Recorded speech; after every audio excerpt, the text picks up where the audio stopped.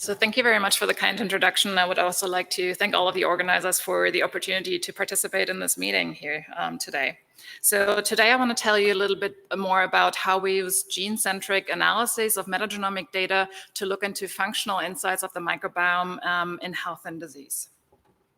So as a very brief introduction, the human microbiome is a collection of microorganisms that live in and on our body. And if we look at a typical human body, we find about 30 trillion human cells, and the human genome encodes about 20,000 genes.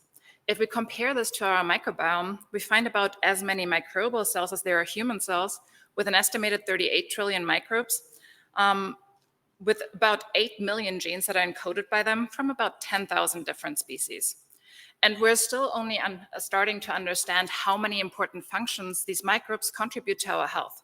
This starts with the digestion of food, where they break down complex polysaccharides for us. They synthesize vitamins for us that we can't synthesize ourselves.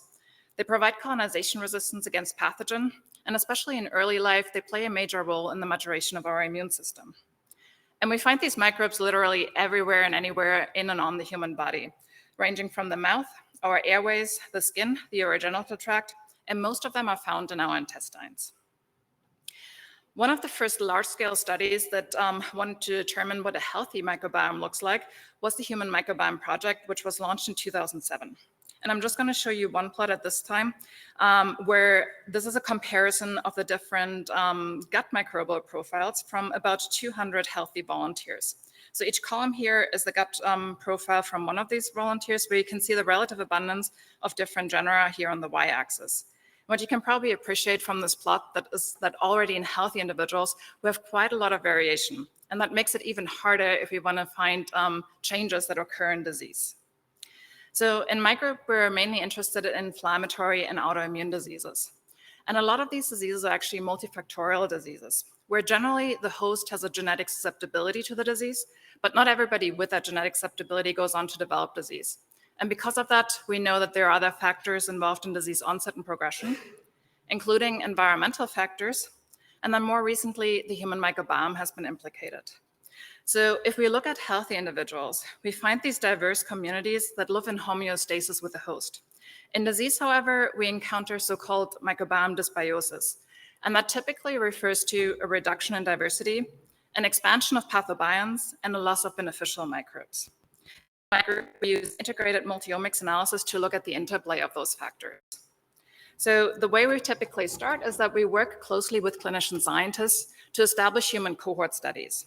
Based on these samples, we generate multiomics data, and then we analyze computationally these data in order to predict host microbial interactions that may play a role in disease. With these predictions, we then go back to the lab for experimental validation with a specific focus on the microbial strains.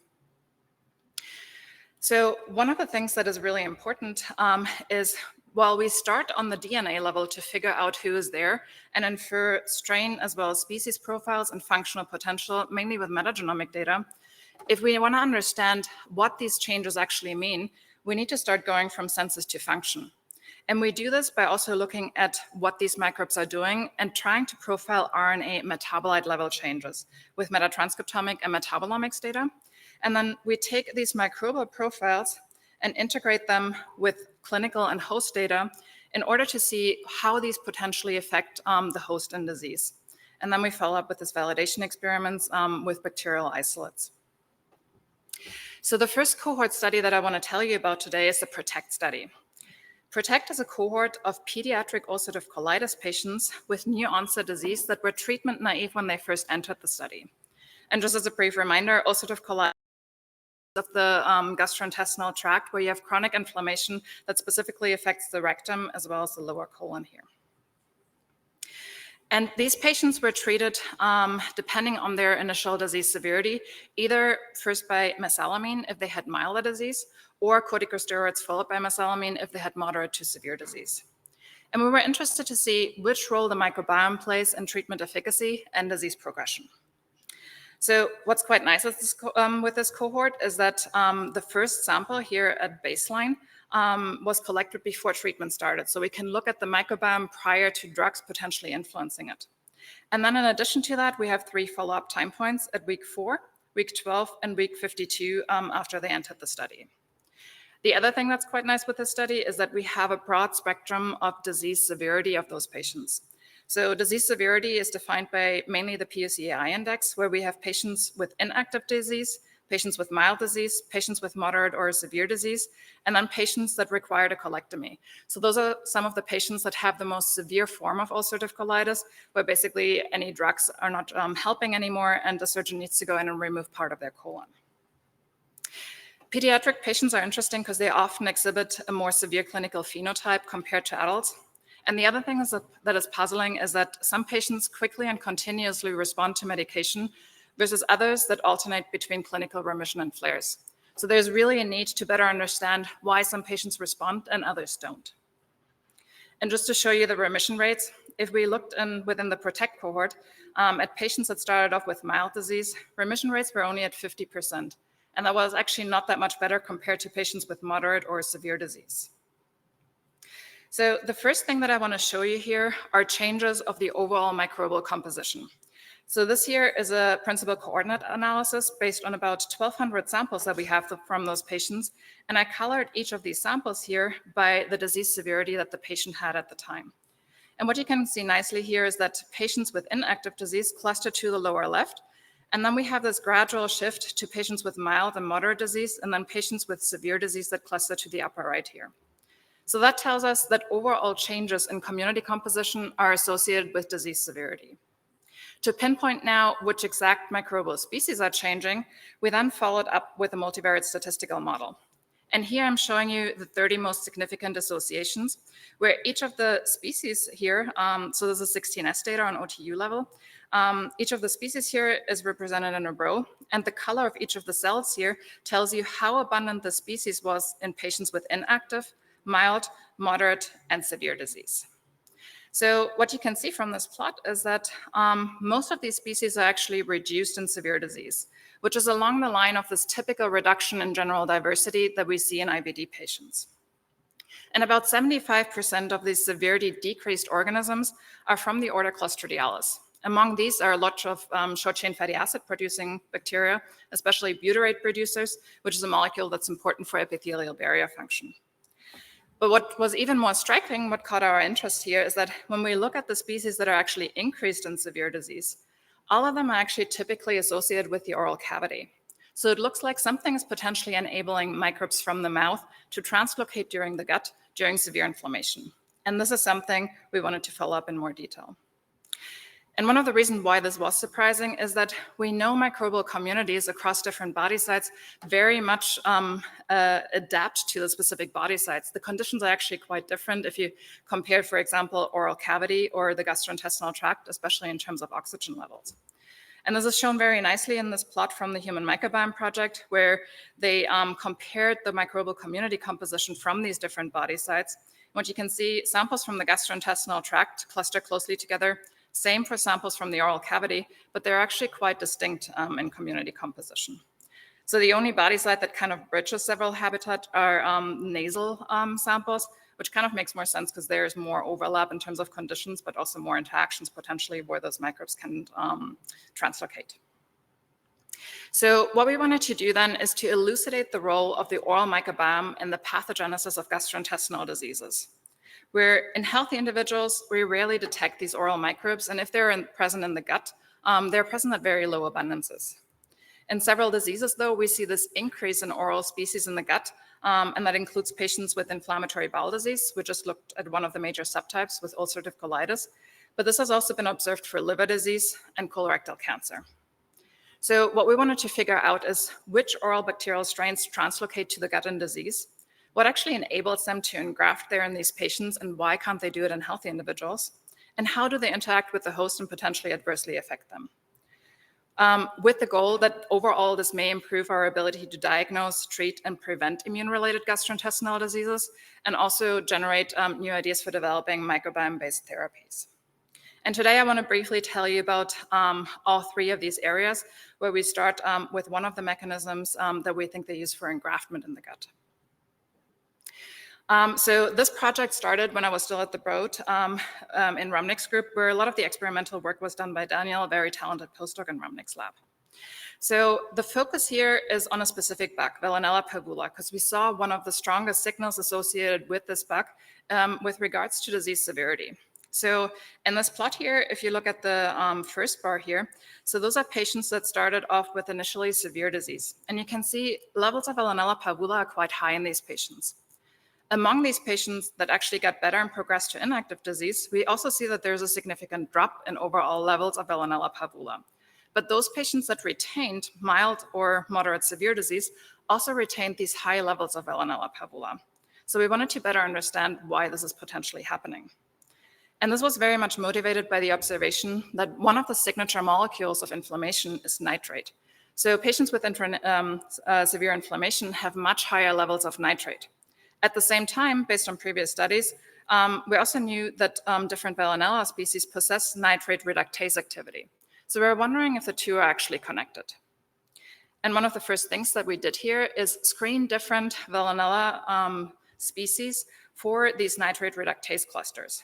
And one of the only clusters that was really nicely conserved is this NAR-GHJI cluster here, which all of these reference genomes that we screened had in common. So this suggests that Veillonella species can perform anaerobic respiration using nitrate as a terminal electron acceptor. So to further test this, Daniel took a wild-type Veillonella pavula strain. So this is actually an oral isolate that we got from a collaboration partner, and cultured that in a general kind of rich media, which is called SK media here, with and without the addition of nitrate. And he also generated a mutant, which doesn't have this functional NARG gene, which were cultured in the same types of media. And what you can see in the first plot here is that actually none of these strains grow very well. It's only the wild-type strain, but only in the presence of nitrate, that has a significant growth advantage here. And even if we give these strains other carbon sources, including lactate and malate, they grow better, but this wild-type strain with this functional NARG gene in the presence of nitrate still has a significant growth advantage in both cases. We see the same thing if you look at cell density, where nitrate really seems to make a difference, but the Veillonella pavula needs this functional NARG gene.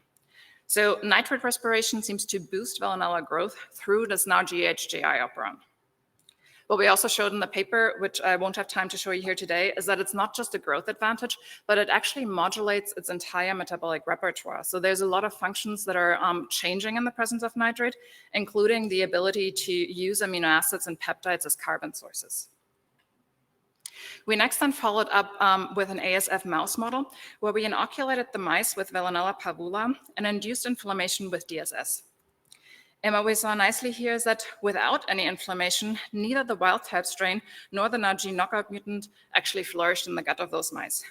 But as soon as there's inflammation present, both strains increase in abundance, but the wild-type strain has a significant advantage here, where we see this dramatic increase in wild-type Veillonella in the stool of these mice.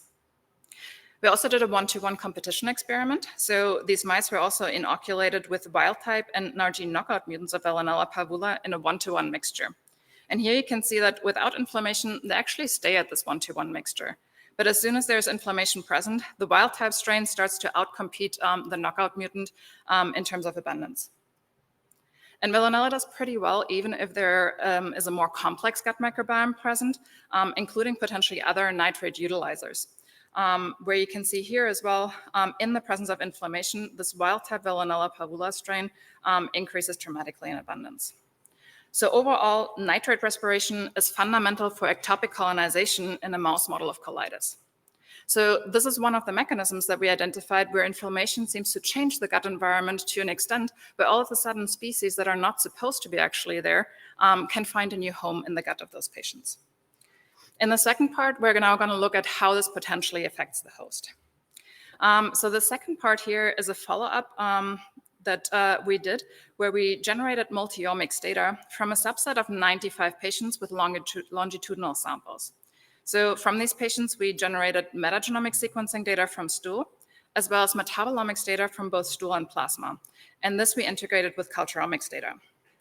So essentially what we did is we used the metagenomic and the metabolomics data to identify disease-associated microbes, microbial genes, and metabolites. And then we took these disease-associated microbes that we detected in the gut, took isolates, cultured them ex vivo, checked which metabolites are they actually producing ex vivo, and we're able to map these metabolites back to metabolites that are found in systemic circulation or in the stool of those patients. And what's quite nice about this is if you work with metabolomics data, you know it's quite complex because you don't know the source of the metabolites necessarily. It can come from the host, it can come from the microbes, but directly connecting it to microbes can be quite challenging. And this is a way to do it. So here we were then able to link disease-associated microbes to microbial metabolites in patients in order to identify host microbial interactions in disease. So since I've already talked a bit about the taxonomic profiles, I thought I'd here focus on the metabolomics profiles. And the first thing that I want to show you here is that metabolites change actually quite dramatically in patients with severe disease. So this is a linear mixed effect model where I'm plotting the results afterwards. So all of the metabolites on the right here are metabolites that are enriched in severe disease compared to inactive disease.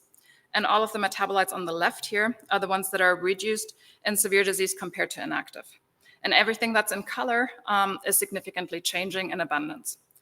And what you can see here is that 72% of the detected metabolites were actually differentially abundant, with about 65% being significantly depleted in severe disease. We can also do the same thing for plasma. So here we applied the same model to the plasma metabolites, where you can see that still a lot of these metabolites are changing in disease, with 41% of the detected metabolites being differentially abundant, and even more of them, with 74% being significantly depleted, which you can also see very nicely here with the much sparser right part of the graph. What's also good with this data is that we have quite comparably a lot of annotated metabolites. So everything that you can see with annotations here are actually standard annotated metabolites, because that's the other challenge with metabolomics data, that a lot of the metabolites we have mass and retention time, sometimes spectra, but we don't know necessarily what the metabolite is. So looking a little bit at the ones where we know what they are, we see, for example, that in systemic circulations in the plasma samples, that also bacterial metabolites are depleted in patients with severe disease, including these secondary bile acids, such as deoxycholate, glycodeoxycholate, and xenodioxycholate. In the stool, we saw also that host-related metabolites are changing, where we have these acosanoids that are enriched in patients with severe disease. And tryptophan metabolites is an example where they both change in stool as well as plasma, where we see, for example, a reduction in serotonin as well as nicotinic acid, and then another bacterially produced metabolite, which is indole-3-propionate, that was depleted in the plasma samples of these patients. One group of metabolites that caught our attention were purines. So purines were both depleted in severe disease, but also in the colectomy patients, so those patients with the most severe form of disease. At the same time, since we had metagenomic data, we could look at the functional potential of our Veillonella strains and actually saw that they also have purine metabolism genes that are highly prevalent, including xanthine dehydrogenase genes as well as purine permease genes that co-occurred with these nitrate reductase genes. So we wanted to see whether there is a connection between the two and see actually can Veillonella metabolize these purines. And this is indeed the case. So what we did here is we took the wild-type Veillonella strain and we inoculated it with different purines. So here we have hypoxanthine, xanthine, adenine, as well as guanine. And we have different conditions here where we have SK media with lactate, SK media with nitrate, and SK media with both lactate and nitrate. And what you can see here is that Veillonella pavula can indeed metabolize purines, but requires nitrate respiration in order to do so. In order to pinpoint potential genes that are involved in that, we took two xanthine dehydrogenase genes, including this XDHA gene as well as the POC-D gene here, and created mutants again. And what you can see is that XDHA deletion, which is the gray bar here, abolishes at least hypoxanthine as well as xanthine degradation. If we look at overall potential of the community to kind of do this, we profiled basically homologs of the XDHA gene across these communities. And you can see this actually increases as disease severity kind of gets worse. So this suggests that increases in Veillonella pavula may contribute to the purine depletion during severe inflammation. The next thing that we notice, though, is if you look at the chemical structure of those purines, especially hypoxanthine, which you can see on the left here, it is actually fairly similar in terms of structure compared to some of the thiopurines, which are used to treat patients. So here we have 6-mercaptopurine as well as azathioprine, which are two immunomodulatory drugs that patients sometimes get. So due to the structural similarity, we actually wanted to see, can Veillonella metabolize these drugs as well? And this is indeed the case. So we see a significant reduction in the levels of these drugs in connection with the wild type strain. And this is at least in part reduced in terms of degradation due to this XDHA deletion in one of the mutants that we tested. So this suggests that Veillonella pavula may impact therapeutic efficacy of these thiopurines, and is one way to connect this translocation from oral bugs to the gut that find a new home there during severe inflammation, and then have an effect on the host in terms of microbe-drug interactions there. For the next part, we're going to switch gears a little bit. We're going to look at a different disease to look at how we can identify strains that are found in the mouth as well as the gut to pinpoint which strains are actually potentially translocating. So one of the other diseases that I mentioned where an increase of bugs that are typical for the oral cavity has been observed in the gut is chronic liver disease. And this is a collaboration that we have with King's College Hospital, where Vish Patel established a really nice cohort that we're going to look at. But just a brief kind of overview in terms of liver disease. So the first steps of liver disease, where you go from a healthy liver to fibrosis, these damages are still reversible, where the liver can regenerate. But as soon as you get from fibrosis to cirrhosis, this is actually irreversible damage to the liver, which can further progress to decompensated cirrhosis, all the way to acute on chronic liver failure, where we actually have a really high mortality rate of these patients. So the cohort that we have here, the really nice thing is that we have paired stool and saliva samples. So we can actually profile strains in both of these body sites. And here we have 3 disease severity groups: patients with stable cirrhosis, patients with acute decompensated cirrhosis, and patients with acute on chronic liver failure.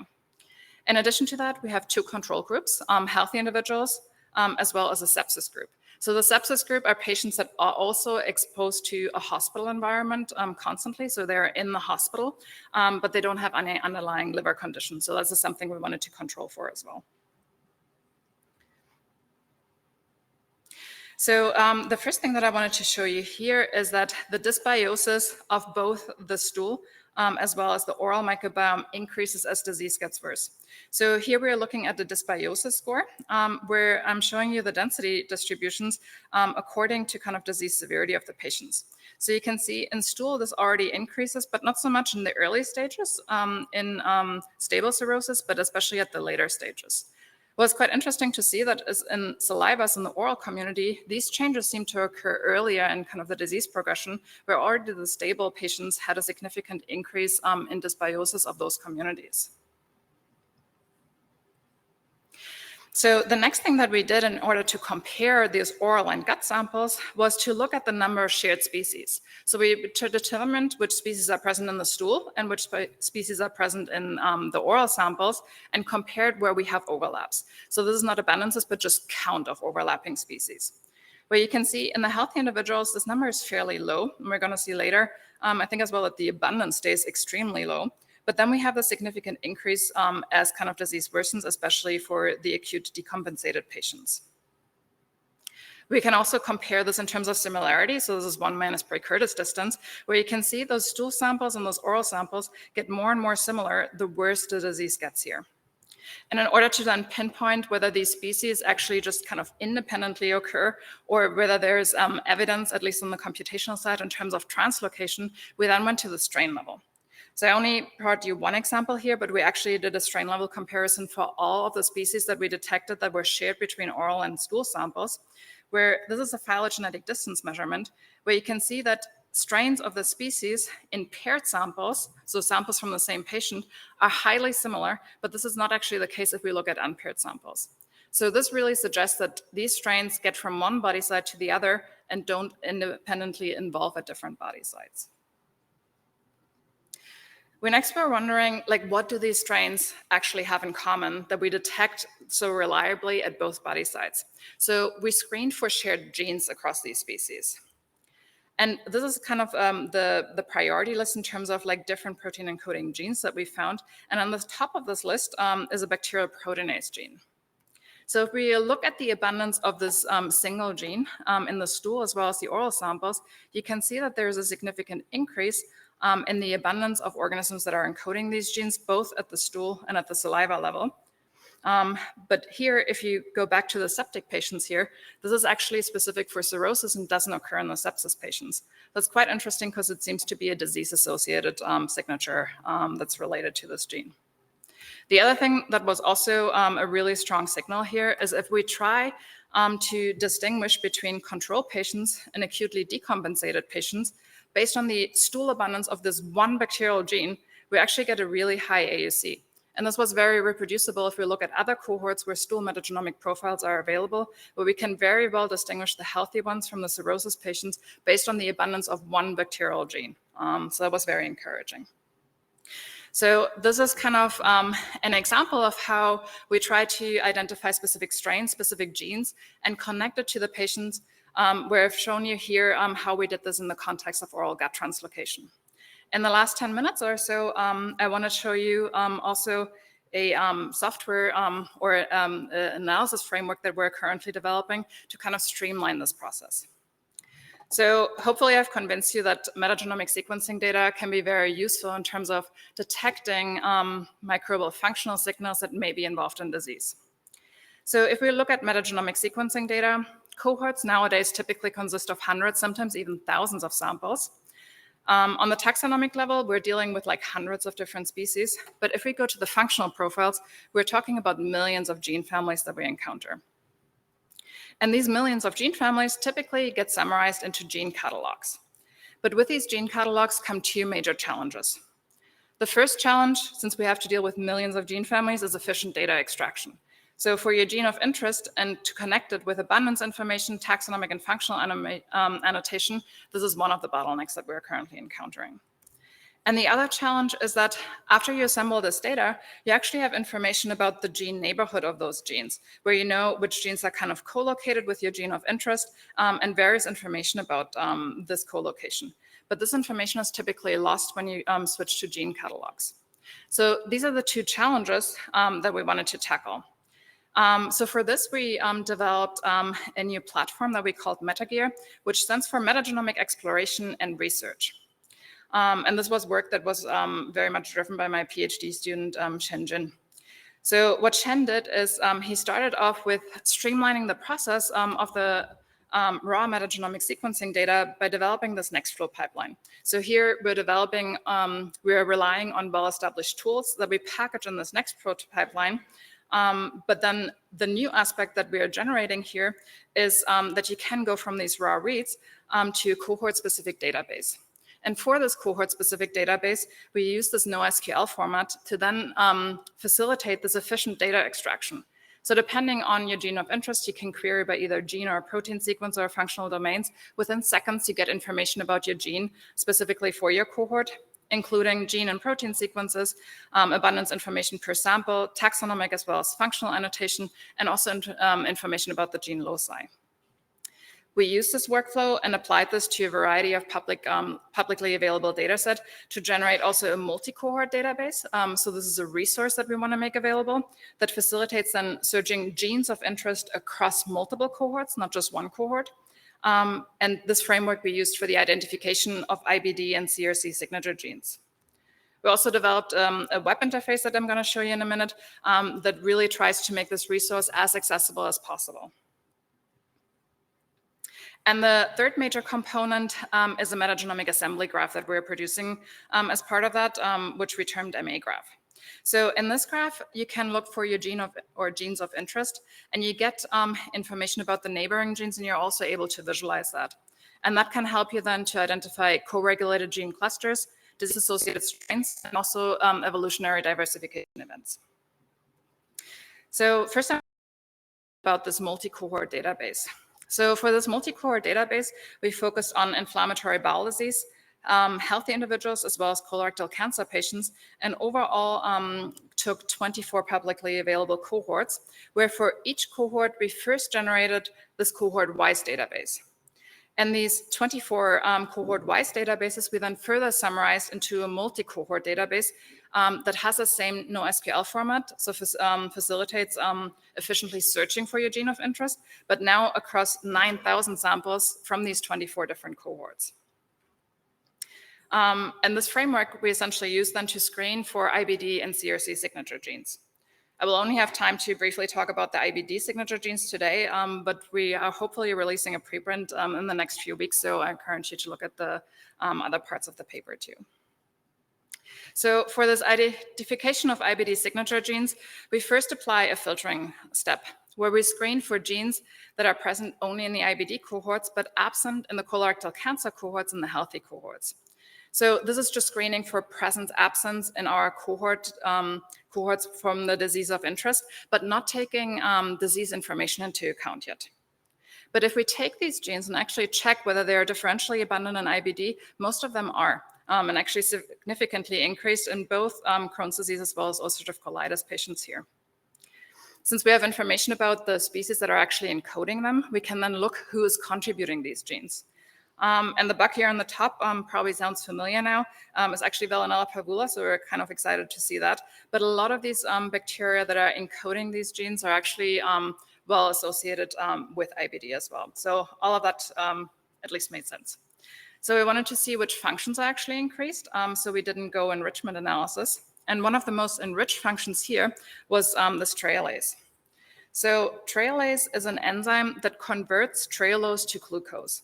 And trehalose has actually been shown to have anti-inflammatory activity, including the suppression of inflammatory cytokines, as well as the augmentation of autophagy. And what you can see in the graph here is that this trehalase enzyme is actually very prevalent in our CD as well as UC patients, but not so much in the healthy individuals and the colorectal cancer cohorts.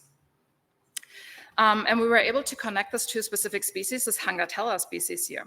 Hangatella has been implicated in IBD before, but now we have a specific kind of function that we're associating with Hangatella, and we think that potentially Hangatella, as a primary contributor of microbial trehalase in IBD patients, potentially reduces trehalose levels in these patients and thereby contributing to a pro-inflammatory state. So this we have to look further into. So I briefly wanted to show the web interface as well. So this is work that was driven by Shen as well as Emilio. And this is basically the landing page when you get to our web interface here, where the search function is up here and you can search your gene of interest by either protein as well as functional domains. And what it outputs you is usually within seconds, so it's super quick, which is kind of one of the major advantages, is the prevalence of your gene in the healthy as well as the IBD individuals and CRC individuals. It determines functional domains if you search by sequence itself. But it also tells you which species across these cohort was actually encoding your gene and which species potentially harbor homologs. And it gives you more cohort-specific kind of fine-grained information with the abundance, including different thresholds across all of the cohorts where it was detected. So we hope this is going to be a useful tool to make this resource really accessible to the scientific community.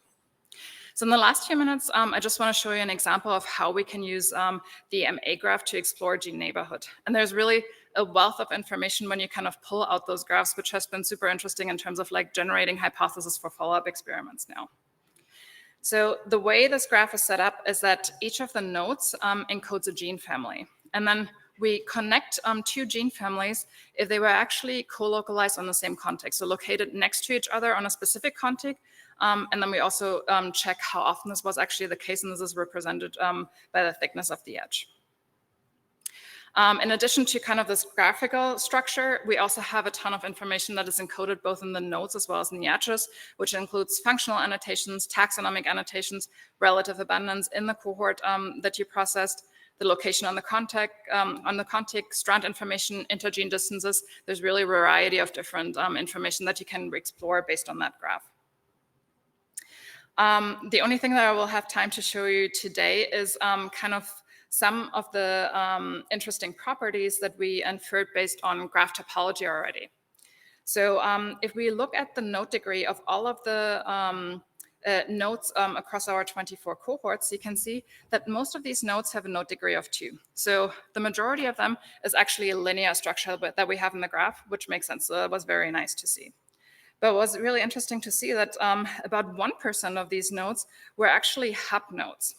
So when we so nodes that are very connected in those graphs and actually generated almost for the majority of the nodes, a connected component.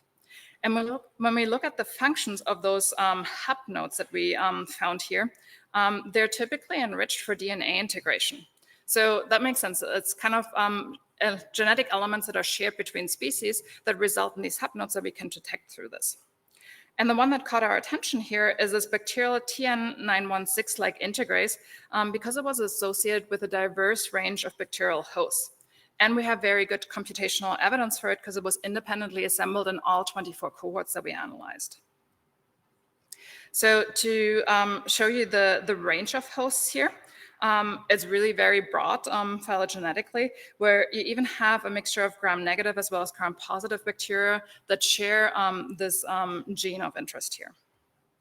And this is an example of how this MA graph looks like. So our gene of interest is this ORF1 here that you can see on the right, which we use to pull out this subgraph. So those graphs continue both on the right and left, but what you can see here is that this first MSP here, this 0163 MSP, goes in from the right and then goes here out on the left again. So this is one species that has not just this gene, but an entire element here of, I think, 70 kb. And then here we have, for example, another MSP that goes in here from the right and then branches out to the left in two different directions, which is potentially strain diversity. But it seems that not only this one gene is shared, but an entire mobile genetic element across various strains. And the other thing that was quite interesting is if we look at the function of these other ORFs that we detect on this mobile genetic element, here ORF6, which is located here, was actually a tetracycline resistance gene. So it looks like this mobile genetic element potentially confers tetracycline resistance across different strains. And as a starting point to validate this, because not all of these genes are actually conferring antibiotic resistance, orally then screened our clinical isolate collection to try to identify strains with and without this mobile genetic element. And what you could show nicely here is that actually the strains with this mobile genetic element do have tetracycline resistance, and the ones that we tested without this element didn't. So this suggests it's really something that these strains can use to pass on antibiotic resistance. So to summarize this, the first part of my talk today was about oral gut translocation, where we first looked at a pronounced increase in oral taxa that we observed in severe disease of pediatric ulcerative colitis patients. We then looked at one of the mechanisms that is potentially linked to translocation from the mouth to the gut of this species, which is likely related to nitrate, which facilitates adaptation of these oral species to the inflamed gut, but really requires this nitrate to kind of find a new home in the gut. And this also explains why it wouldn't happen in healthy individuals. We also looked at changes in stool and plasma metabolites that are associated with UC disease progression. And then using these multi-omics data sets, I showed you how we tried to link taxonomic changes in ulcerative colitis to disease-associated metabolites through this culturomics approach. So here we have implicated Veillonella pavula in microbe-drug interactions that potentially impact drug efficacy in those patients that have higher levels of Veillonella pavula. And then we also looked at chronic liver disease, where I showed you how we kind of looked at strain comparison, where we see in particular that the stool abundance of this bacterial proteinase here can distinguish between control and cirrhosis patients. And then the last part, I introduced you to our new platform, MetaGear, which uses this gene-centric metagenomic analysis to reveal important functional insights, where we look more specifically at the multi-core database that we generated in terms of disease signature genes, and then the specific mobile genetic element that was shared across a diverse bacterial lineage carrying tetracycline resistance. So with that, I just briefly want to thank my wonderful team. I tried to highlight the ones that contributed to kind of the parts that I showed you today, including Shen, Orly, and Emilio. I also want to thank collaborators both at the Broad from the PROTECT and the Veillonella pavula project, as well as from our chronic liver disease cohort and all of our funders for enabling to do this research. With that, I'm happy to take questions if we have time.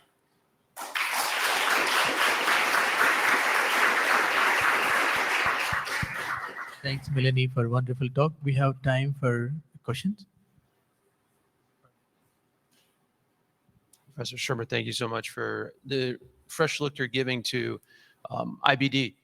I have some questions in regards to, I think you sort of touched on it with the Trehalose, but really trying to immune profile some of the, at least in the case of the pediatrics, the genes that may be upregulated and trying to relate that to a predilection for IBD in the long run.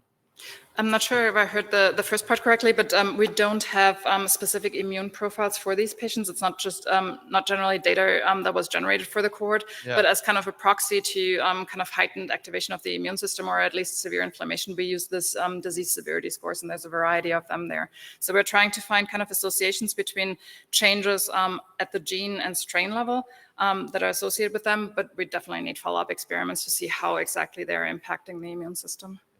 And then the other thing is you showed a mechanism by which that particular species was enabled by nitrate in order for it to flourish, et cetera.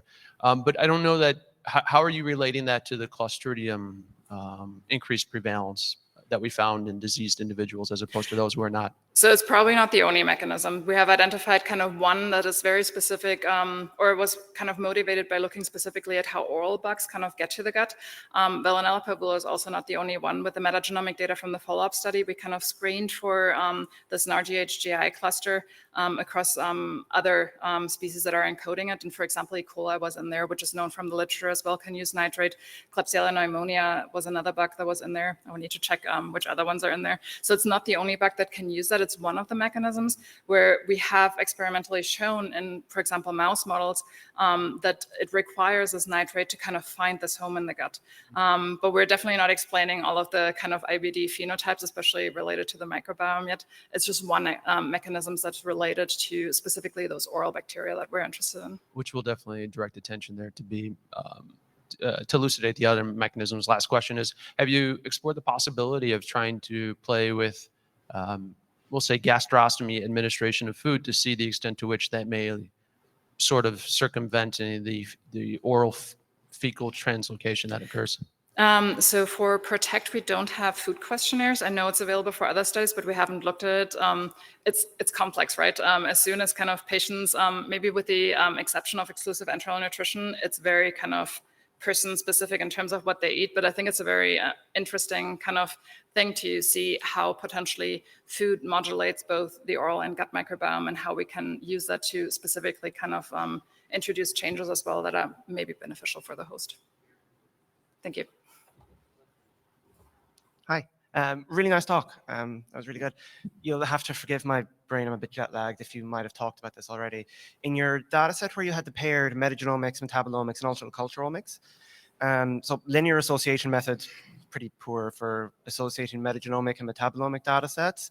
But I guess with that data set, you could explore, machine learning approaches and other nonlinear approaches, because then you actually have a ground truth that you can go to with the culturomics, right? Is this something you're looking at or thought about? Not at the moment, but it's a super nice data set. It's very comprehensive. It's publicly available. So we also wanted to kind of make it available as a resource.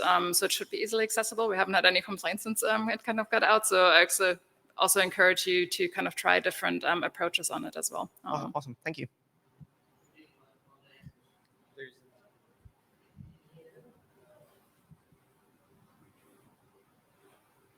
I have one question related to the metabolites part, to remove the background, especially from the plasma, like, the metabolomics, like there, how did you, which one is the human one, which of them are coming from the, micro. So if I heard your question right, is how do we distinguish between human and microbial metabolites? It's something that's super hard. So the ones that where I gave examples of bacterially produced metabolites are one kind of annotated based on standards that were run when we profiled the metabolomics data, but two, they're known to be bacterial metabolites where we know that the host can't produce them. That's why for these kind of specific examples, we know they're bacterially produced. But generally, if you have any metabolomics data set from, for example, a stool sample, it's very hard to delineate that. And that's where this culturomics approach comes in, where we try to kind of connect that through that ex vivo culturing of specific microbes that are disease associated, see which metabolites can they produce in culture. We actually also checked how this metabolite production changed with nitrate and lactate supplementation to kind of try to mimic these changes in the gut environment as well, and to look at which metabolites are actually going up in culture. And then even if we don't know what this metabolite is, through this mapping approach, when you kind of profile them at the same time, you can actually connect that even to unannotated metabolites in the patient samples. So that's kind of what makes this fairly powerful, but you need this intermediate step through the culturing of these disease-associated microbes. The other thing, like in your database, are you also storing the clinical phenotype information? For the MA graph, Yeah. yes. So we really store a ton of information in these graphs. Like once you pull out a subgraph, you can spend days kind of exploring it in terms of like looking at the information is in there, and it's getting more and more at the time. So we're trying to kind of save a lot of kind of the cohort specific or the disease specific kind of information in these as well. But that part is still work in progress. So we're adding more and more over time.